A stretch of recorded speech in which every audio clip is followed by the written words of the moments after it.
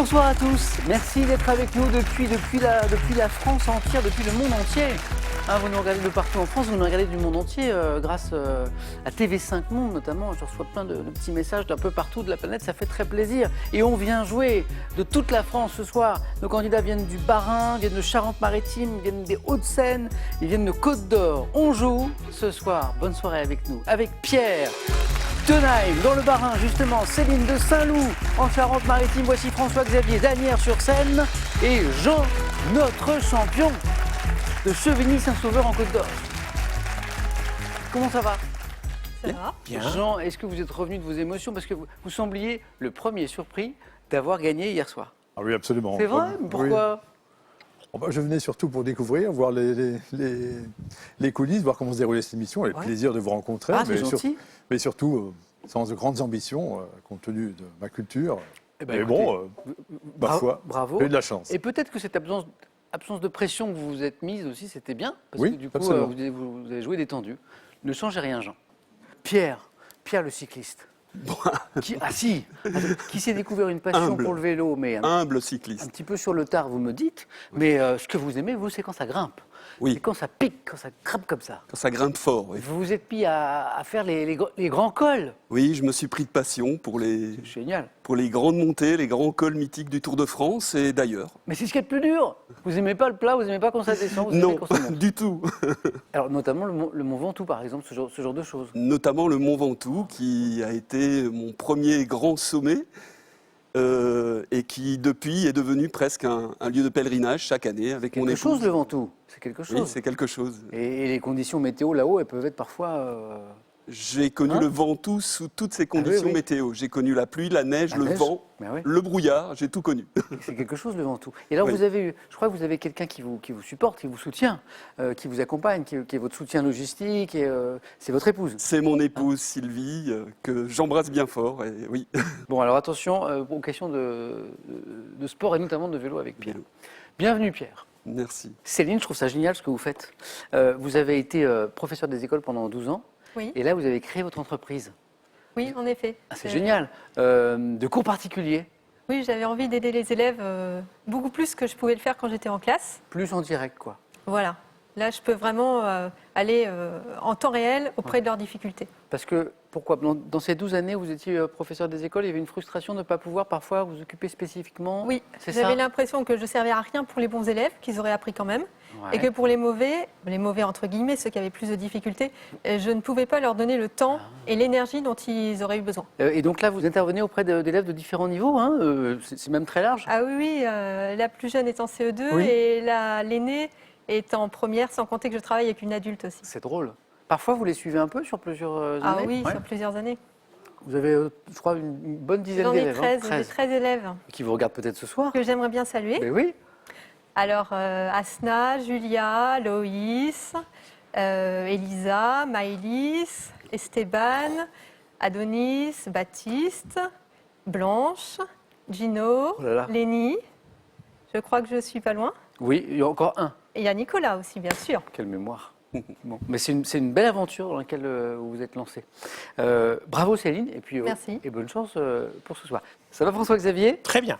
Alors François-Xavier, quand j'ai vu sur votre guide que vous étiez guide occasionnel Oui. chez vous, dans votre commune d'Asnières-sur-Seine, je suis allé un petit peu chercher parce que je suis très curieux, notamment sur le château d'Asnières, Oui. que je connaissais mal. J'ai découvert une histoire du château d'Asnières incroyable, notamment son style Oui. à l'intérieur, style Oui. rocaille. C'est un style rocaille, tout à fait. Alors j'ai vu rocaille, c'est un peu rococo, mais c'est pas tout à fait la même chose. Alors le rocaille, c'est du rococo français, puisque Voilà. le rococo, c'est du barocco. Voilà. C'est le mélange du rocaille et du baroque. Donc ça, c'est au niveau de l'ameublement, au niveau de la Au niveau décoration. du décor. Hein, de la décoration, c'est de ça. la décoration d'intérieur. Et alors c'est pas tout, parce que du coup, je suis allé, c'est très intéressant. J'ai fait des recherches sur le château d'Asnières, et puis j'ai fait des recherches aussi parce que vous en êtes aussi le guide occasionnel sur le cimetière animalier d'Asnières-sur-Seine, Oui. qu'on appelle le cimetière des chiens. Tout à fait. Mais ça aussi, c'est passionnant. Oui. J'ai lu que c'était le premier grand cimetière animalier moderne, en tout cas de l'époque moderne, qui a été créé au monde. Tout à fait. Au monde. Alors, chien, chat, Chat, mais oiseau, singe, vache, vache, veau. mouton. J'ai même lu, est-ce que vous me confirmez, qu'un lion y serait enterré? Oui, Et alors j'ai vu des photos, et on voit des pierres tombales, tout à fait. avec des statues d'animaux. Oui. C'est étonnant comme Oui, endroit. tout à fait. Ouais. Merci François-Xavier, grâce à vous, j'ai appris plein de trucs. Avant même qu'on démarre l'émission. Bonne chance à tous les 4. On regarde la cagnotte et on y va. 41 800 €. Super belle cagnotte. 5 victoires pour la décrocher. Une petite question pour vous à la maison. 5 000 € par mois pendant 3 mois à gagner avec cette question. Si j'arrive à la dernière station d'une ligne de métro, je suis 1 au terminus, 2 à l'embarcadère. 3243 pour le téléphone, par SMS, 1 au 2 ou 7 10 20, tirage au sort parmi vos bonnes réponses. On y va? Première manche. On y va, on allume les buzzers de Céline, de Pierre, de Jean, de François-Xavier. Et voici la première question. Quelle est la couleur du point figurant à côté du chiffre sur le logo de France 3? François-Xavier Bleu. a été le plus rapide. La couleur de France 3, c'est le bleu. Et donc le point, il est bleu. France 2, c'est rouge. France 4, c'est violet. France 5, c'est vert. Bleu pour France 3. Pour 2 points, dans l'hémisphère sud, quel mois marque le début de l'automne? Pierre a été le plus rapide. Septembre. Non. François-Xavier. Mars. Et la bonne réponse. Dans l'hémisphère sud, le mois qui marque le début de l'automne, hein, on est inversé par rapport à nous, c'est le mois de mars, bravo. Pour 3 points, c'est du sport. Quand les mouettes suivent le chalutier, c'est que... Pierre? Éric Cantona. Non. C'est qu'elle pense que des sardines seront jetées à la mer. Cet aphorisme très personnel a été prononcé en 1995 par Éric Cantona, oui c'est vrai, lors d'une conférence de presse suivant un match contre le club de Crystal Palace. Mais dans quel club anglais, François-Xavier? Liverpool. Non. Évoluait-il? Manchester United. Et oui, c'était Manchester United, le club de Cantona. Mais Pierre avait bien reconnu la citation. Quand les mouettes suivent le chalutier, c'est qu'elles pensent que des sardines seront jetées à la mer. Peut-être qu'il parlait un peu des journalistes, non, je ne sais pas, hein, peut-être. Et comédien maintenant, Éric Cantona. Après une naissance, chez quel ursidé des forêts de Chine la femelle a-t-elle l'habitude, Pierre? Le panda. Oui, panda. C'est mignon, écoutez. Après une naissance, chez quel ursidé des forêts de Chine, qui est donc le panda, la femelle a-t-elle l'habitude de bercer son petit entre ses pattes pendant près de 3 semaines? C'est charmant, c'est le panda. Allez, on écoute ceci maintenant, écoutez.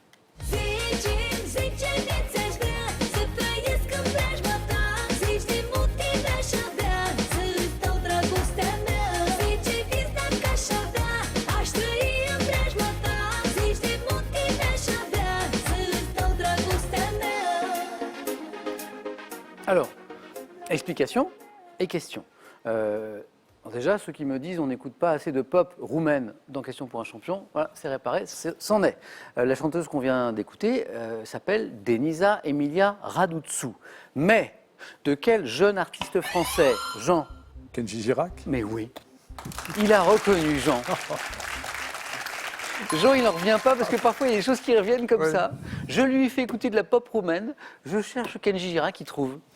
De quel jeune artiste français a-t-elle repris la chanson intitulée Andalouse dans la version originale pour interpréter cette version? Et effectivement, écoutez la version de Kenji Girac, c'est la même chose.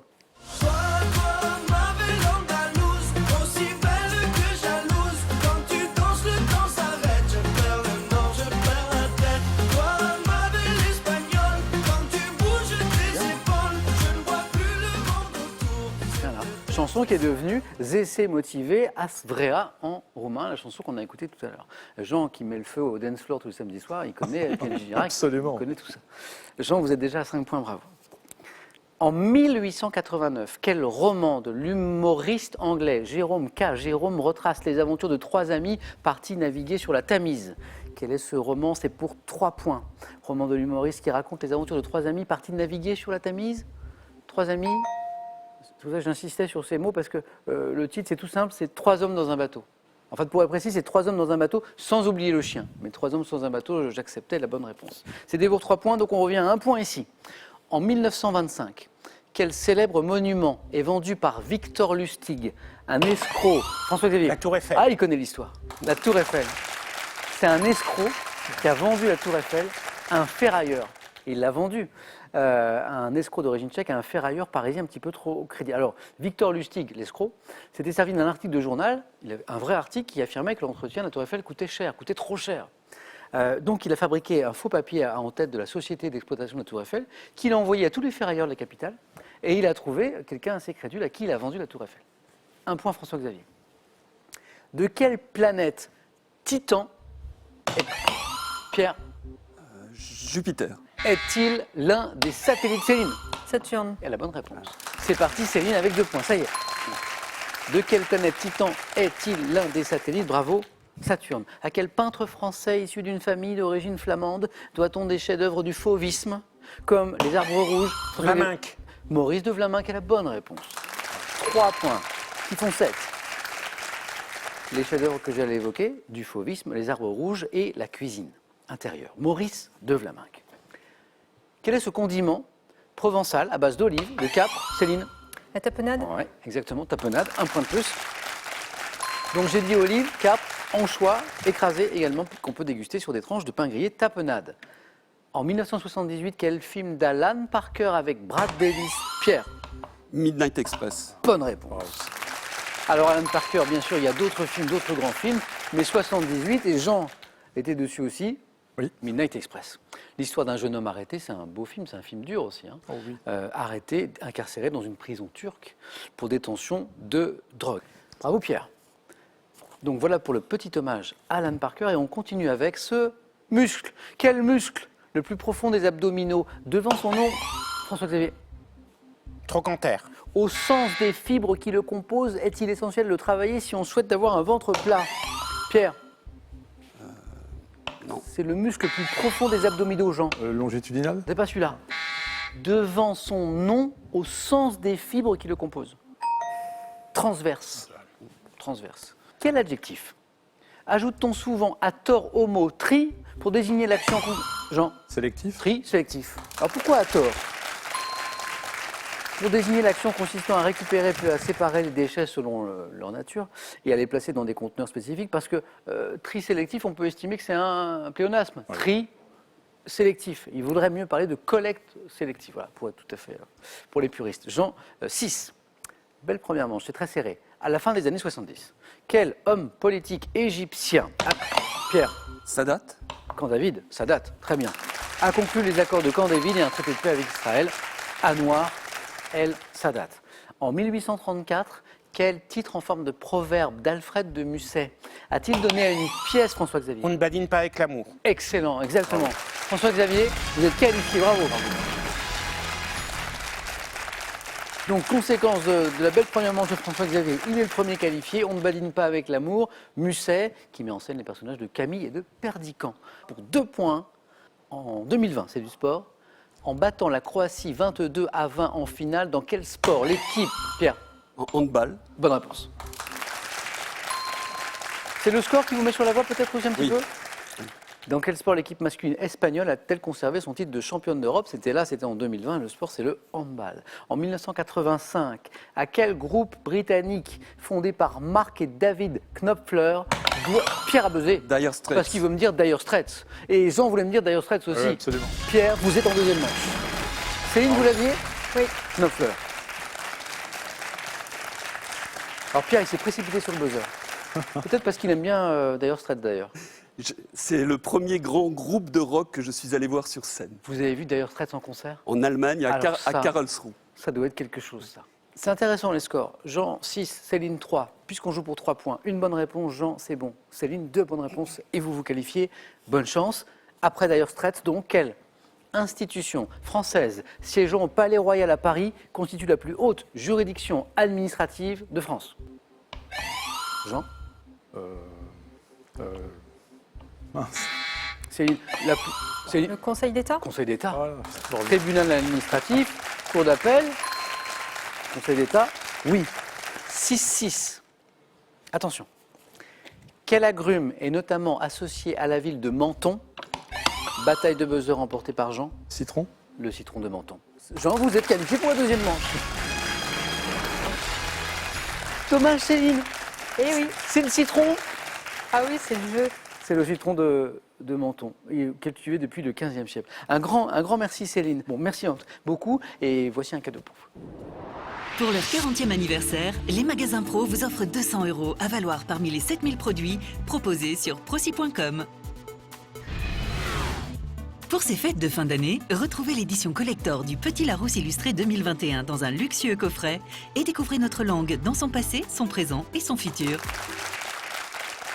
Si vous avez déjà pris le métro une fois dans votre vie, c'est pour vous ça. Une question qui peut vous faire gagner 5 000 € par mois pendant 3 mois. Si j'arrive à la dernière station d'une ligne du métro, où suis-je? 1. Au terminus. 2. À l'embarcadère. 3243 pour le téléphone, par SMS 1 ou 2, au 7 10 20 et tirage au sort comme d'habitude parmi les bonnes réponses. Jean, notre champion, est toujours là, Pierre aussi et François-Xavier. Et on joue maintenant 4 à la suite. 4 à la suite, qui dit 4 à la suite dit thème. Les voici ce soir. On va jouer avec les enfants dans la littérature. Ces anecdotes qui font le sport. Je sais qu'il y a des férus de sport parmi nous ce soir. En toutes lettres. Précision, c'est un questionnaire qui porte sur les lettres de l'alphabet dans la culture générale. Voilà pour la précision. Thème mystère, bien sûr, vous avez l'habitude, c'est mon dernier thème. François-Xavier, bravo, premier qualifié, donc vous pouvez prendre n'importe lequel. On va prendre le thème mystère. Venez, François-Xavier.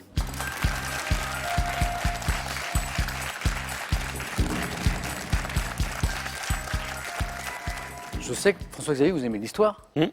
C'est une période historique. C'est l'Amérique des années folles. Pas mal? Pas Qu'est-ce que mal. vous en pensez? Juste un mot. J'ai bien aimé échanger avec vous tout à l'heure sur Agnières-sur-Seine. Mais alors là aussi, vous allez m'en apprendre des choses parce que je ne connais pas le yoga du rire. Vous pratiquez le yoga du Oui, rire. j'ai pratiqué le yoga du Alors il rire. faut m'expliquer ce que c'est le yoga du rire. C'est un médecin indien qui est le docteur Kataria qui a développé une pratique du rire liée à la respiration et il s'est rendu compte qu'en riant, en travaillant son diaphragme et sa respiration, eh ben, les gens allaient beaucoup mieux. Il y avait moins de pathologies mentales et physiques et voilà. Et comment on l'explique? C'est juste un travail de respiration en fait. En fait, le rire est l'outil pour faire respirer, Tout à fait. faire travailler le diaphragme. Pour faire travailler le diaphragme, la position du corps, c'est voilà. Et alors, on travaille en groupe, on travaille en On solo. travaille en groupe, en solo. Il y a des clubs de rire en France. Et on qui rit. existent, Et on rit. Et on rit. Et on rit pendant 1 heure. Et comment on rit? Parce qu'il faut provoquer le rire. Alors, on provoque le rire, on il raconte- suffit. on raconte des blagues. Non, c'est des exercices respiratoires ou des mises en situation qui provoquent le rire. C'est vrai. En fait, vous pouvez rire sur commande. Vous, Alors, comme moi, ça. je peux rire sur commande. J'adore. C'est drôle parce que c'est communicatif. Ça rigole en coulisses. Eh oui. J'entends les cadreurs derrière qui rigolent. Et ça rigole aussi là. C'est drôle. Et vous l'avez senti, vous, que ça faisait du Oui, bien. ah ben, ça travaille le diaphragme. Et aujourd'hui, comme vous savez comment faire, vous participez plus à des cours. Tout Ça dépend. Si, encore un petit Encore, un peu. peu. C'est drôle. Le yoga du rire. Bon, bah voilà. J'ai encore appris quelque chose. Bon. Donc là, j'espère qu'on va pouvoir rire après aussi. Ça, j'ai envie de rire maintenant. C'est bête. Ça rigole de partout. Vous avez vu, c'est drôle, hein, le rire. Eh oui. Allez. L'Amérique des années folles. Bonne chance. Top, dans les années 20. Quelle danse très rapide, portant le nom d'une ville américaine, était pratiquée sur une Le musique au rythme- Charleston. Quelle société américaine de production de films ayant pour emblème un lion rugissant a été La créée en MGM. 1924? 1921, quelle romancière américaine devient la première femme à être récompensée par le prix Pulitzer pour Le Temps de l'innocence? Virginia Woolf. De 1919 à 1926, quel boxeur américain était champion du monde des poids lourds? Cassius Clay. En 1927, quel industriel américain pionnier de construction d'automobiles en série Ford. lance la voiture? En 1927, quel aviateur américain est le premier à réussir la Lindbergh. liaison? En 1921, quel acteur coqueluche du cinéma américain remporte un énorme succès avec le film muet intitulé Le Chèque? Charlie Chaplin. Non. Pendant la Prohibition, quel bar clandestin devait leur nom? 2 points pour François-Xavier, mais je crois que j'ai 4 bonnes réponses et 2 fois 2 en fait. Oui. Je reviens sur ces questions. L'acteur que nous cherchions, coqueluche du cinéma américain de l'époque, Rodolphe Valentino. Rudolph Exactement. Valentino, oui. Rodolphe Valentino, notamment dans le film muet que j'évoquais, Le Chèque. Jacques Dempsey était le boxeur que nous cherchions, champion du monde des poids lourds, et la romancière américaine pour Le Temps de l'innocence, première femme à être récompensée par le Pulitzer, Edith Wharton. 2 points François-Xavier, et à tout à l'heure.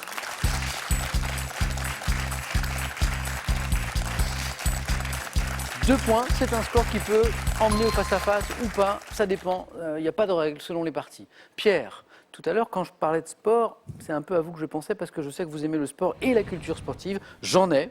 J'ai aussi les enfants dans la littérature. J'ai aussi en toutes lettres. Je ne vais pas hésiter. On part sur le sport? Ces anecdotes. Allez, c'est parti.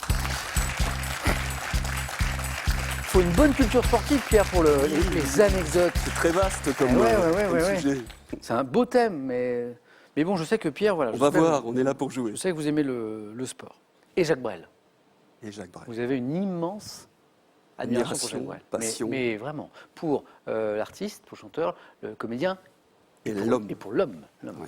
Pour ses choix de vie, pour Absolument. notamment quand il part Aux Marquises, Voilà. où j'ai eu la chance. Pourquoi vous êtes allé? Oui, j'ai eu la chance de pouvoir m'y rendre et me recueillir sur sa tombe. Pourquoi il part aux Marquises, Brel? Parce qu'il en avait assez De quoi? de célébrité ce succès, de cette gloire qui ne lui allait finalement C'est fou. pas.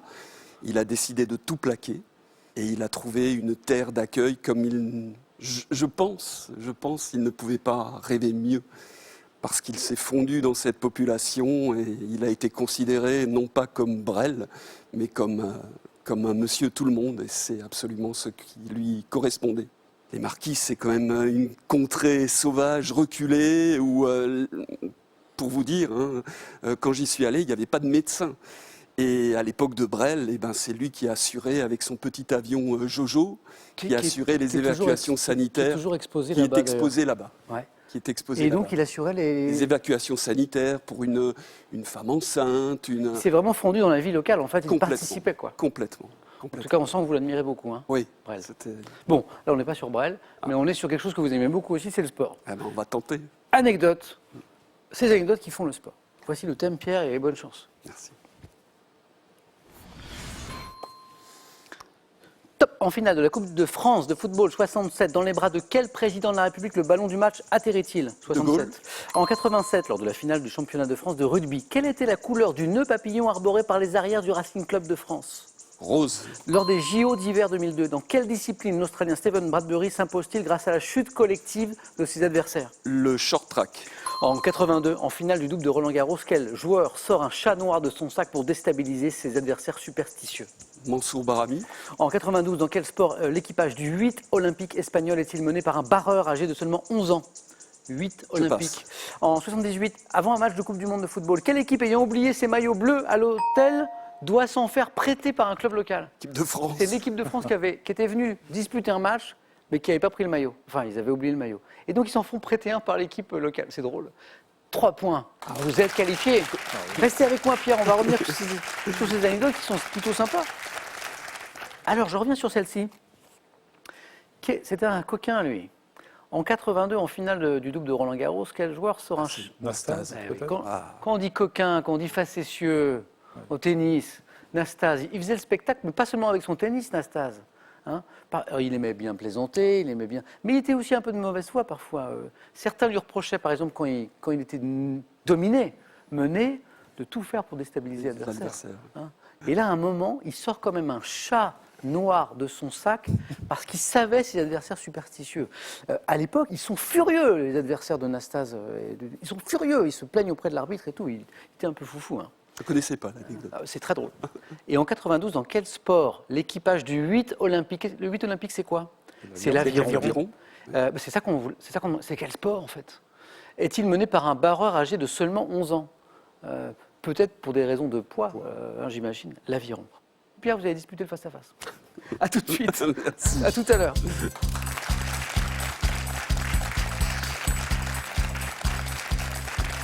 Il me manque l'adversaire de Pierre. Jean, les enfants dans la littérature, en toutes lettres. Oh, sans grande conviction non plus, en toutes lettres. Mais si, venez, Jean.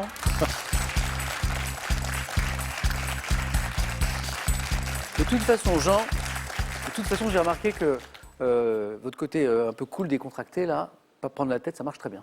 Jean, en toutes lettres, objectif, 2 points au moins. Voici les questions. Bonne chance. Top. Dans une expression familière, quelle lettre est associée au mot système pour évoquer un comportement habile? D. En Irlande, quelle particule indiquant la filiation figure suivie d'une apostrophe devant certains noms de famille? Quelle particule indiquant la filiation? Mac. Quelle lettre constitue le titre d'une nouvelle de Dino Buzzati évoquant un garçon poursuivi par un monstre marin? G. Dans quel pays européen paraît le quotidien ABC depuis le début du XXe siècle? Aux États-Unis. Quelle expression courante, débutant par le verbe mettre, évoquant la troisième voyelle de l'alphabet, signifie s'exprimer clairement? Mettre les points sur les i. Quelle grande école française est couramment désignée par la lettre X? Polytechnique. C'était limite, mais c'est dessus. Vous avez le deuxième point. François-Xavier, un dixième de seconde plus tard. Je rappelle la règle, si le candidat répond sur le gong, sur la cloche, et que c'est la bonne réponse, bien sûr, le point est validé, c'est exactement ce qui vient d'arriver, François-Xavier. Le Polytechnique, il ne revenait pas, hein? Non. Il ne revenait pas. Et il est revenu, 2 points, 2 bonnes réponses, 3 bonnes réponses avec le système D du début. Je rappelle qu'on jouait avec les lettres, hein. Mettre les points sur les I, l'expression, l'école Polytechnique, c'est bien sûr X. Vous l'avez. En Irlande, quelle particule Oui, ça va. indiquant la filiation suivie d'une apostrophe O. devant certains Oh, mais oui. O'Brien, O'Connor. O'Malley, O'Connor, Orage au désespoir, tout ça. Quelle lettre, oh François-Xavier, Pierre, vous l'avez, constitue le titre d'une nouvelle de Dino Buzzati? Non. Non. Évoquant un garçon poursuivi par un monstre marin. Super nouvelle. Le K. K. La nouvelle, c'est le K, la lettre, c'est K. Comme le Kraken. Et dans quel pays européen paraît le quotidien ABC depuis? L'Espagne. C'est l'Espagne L'Espagne, non, mais oui. qui est ce pays. Jean, ça n'est pas terminé puisque vous avez 2 points. Allez-y. Ça n'est pas terminé non plus pour François-Xavier. Nous cherchons toujours l'adversaire de Pierre. Les scores de Jean, de François-Xavier retombent à 0. Voici les questions du jeu décisif. Messieurs, le premier à 2 points se qualifie. Première image. Que suis-je? Type de commerce. Jean a été le plus rapide. Librairie. Eh oui, ce sont des livres. Type de commerce. Libraire. Deuxième image. Qui suis-je? Personnalité française née en 1938. Restaurateur puis meneur de revue. Jean a été le plus rapide. Michou. Non. Je présente à la télévision... Jean-Pierre Coff. C'est Jean-Pierre Coff, c'est la bonne réponse. Bravo. Eh oui, les légumes, Ah oui. la cuisine. Vous vous rappelez de son interjection quand c'était pas bon? C'est de la merde, c'est de la merde. Un partout. Jean-François Xavier, attention, tout peut se jouer sur cette question. Les mains sur les buzzers. Que suis-je? Site. Encore. Les temples d'Angkor. Bonne réponse. Bravo. François Xavier. Quelqu'un s'y est rendu? Au temple d'Angkor? C'est magnifique. Pas encore. Pas encore. J'adore. François Xavier, bravo, vous êtes qualifié. Jean, un grand merci. Mais c'est moi. Vous savez qu'on va peut-être se revoir le samedi maintenant, parce que vous êtes champion, donc on peut se revoir à question pour un super champion, Jean, pour la suite de vos aventures. Merci beaucoup, Jean. Bon retour en Côte d'Or, ce département dont on parlait ensemble hier, et voici pour vous. Voyagez en toute élégance avec mesbagages.com, site internet de vente en ligne de bagages, et cette valise tendance accompagnée de son vanity case assorti. De l'Antiquité à nos jours, découvrez les grands courants artistiques et les peintres qui s'y rattachent. Apprenez à décrypter les œuvres de vos artistes préférés et retrouvez les plus grandes réalisations de ces 100 dernières années. Face à face dans un instant, bien sûr, mais d'abord j'ai cette question sympathique. Une histoire de métro pour vous faire gagner 5 000 € par mois pendant 3 mois. Si j'arrive à la dernière station de la ligne de métro, où suis-je? Est-ce que je suis 1 au terminus ou 2 à l'embarcadère? 3243 pour le téléphone par SMS, 1 ou 2 au 7 10 20, tirage au sort parmi vos bonnes réponses. Qui sera sacré ce soir? On va avoir un nouveau champion, là, ce mercredi. Est-ce que c'est Pierre? Est-ce que c'est François-Xavier? Ça va se jouer en 12 points, ça s'appelle le face-à-face. C'est dans quelques secondes. À tout de suite.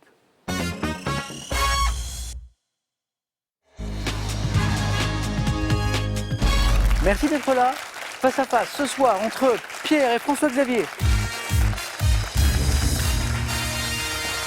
Bravo messieurs. Vous vous rendez compte, il y a un champion sur ce plateau. Et ce n'est pas moi. L'un de vous deux. Alors, on est à 5 marches de la cagnotte. Cette cagnotte qui n'a pas été gagnée depuis des lustres et qui est ce soir à 41 800 €. Une première victoire pour l'un d'entre vous. Objectif 12 points. On regarde les cadeaux de ce soir et on y va. Voici d'abord pour le second. Ordissimo, référence française des téléphones faciles, vous offre l'Ordissimo smartphone pour voir vos proches et leurs dessins en toute simplicité. De la langue de Shakespeare à celle de Tolstoï, en passant par celle de Dante et de Goethe, parcourez le monde à travers ces mots. Avec ces méthodes, apprenez les langues qui vous plaisent avec tous les outils pour un apprentissage en autonomie. Et pour le vainqueur maintenant. Les Thermes Marins de Saint-Malo vous offrent une thalassothérapie 3 jours de nuit en demi-pension en hôtel 5 étoiles. Vous profiterez également du parcours aquatonique.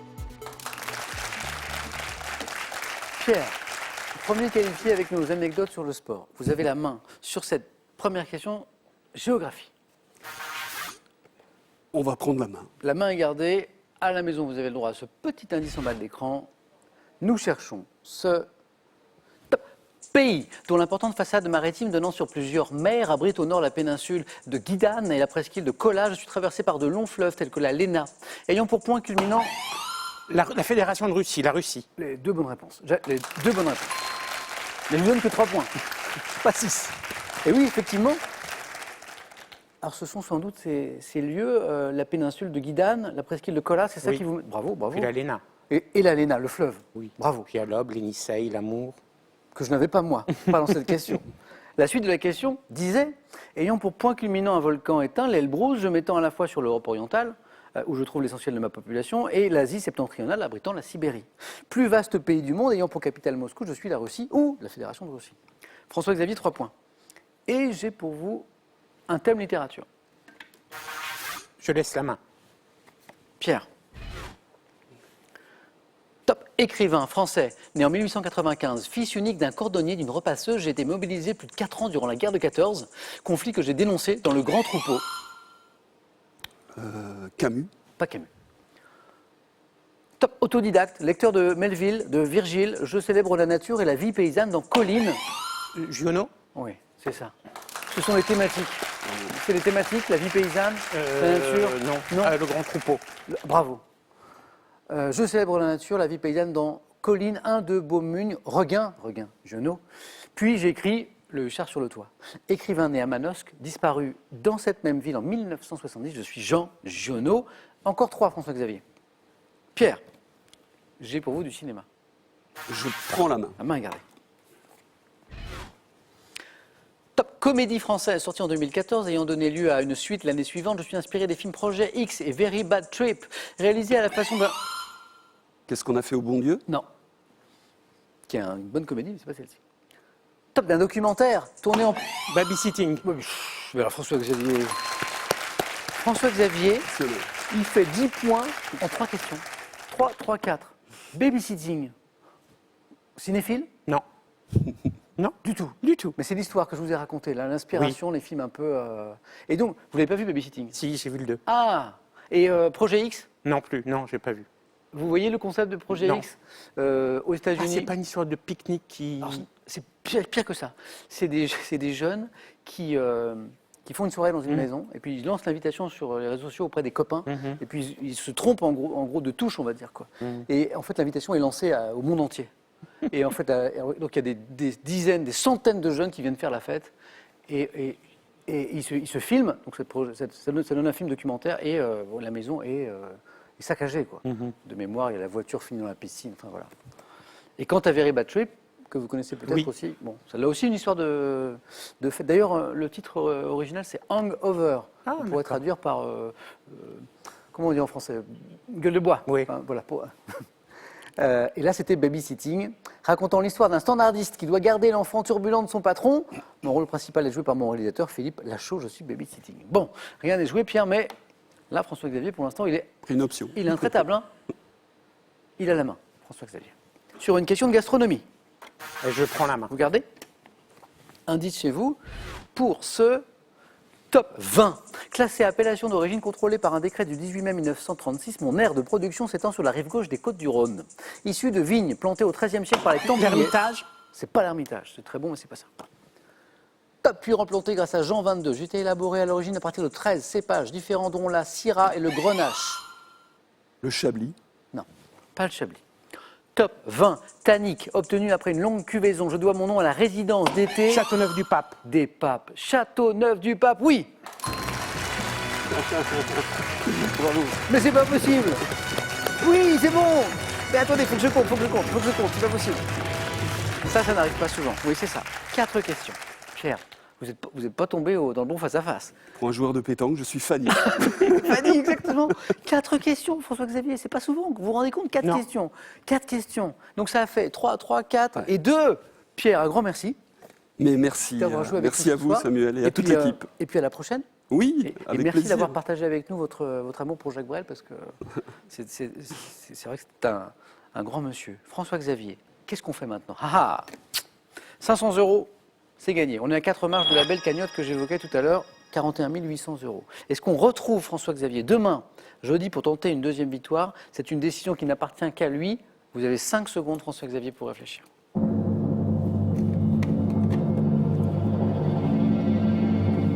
François-Xavier. Je reste. À demain? À demain. À demain. Pierre, merci. François-Xavier, à demain. Bonne soirée, les amis. On a passé un super moment ensemble, je crois, ce soir. À demain dans Question pour un champion.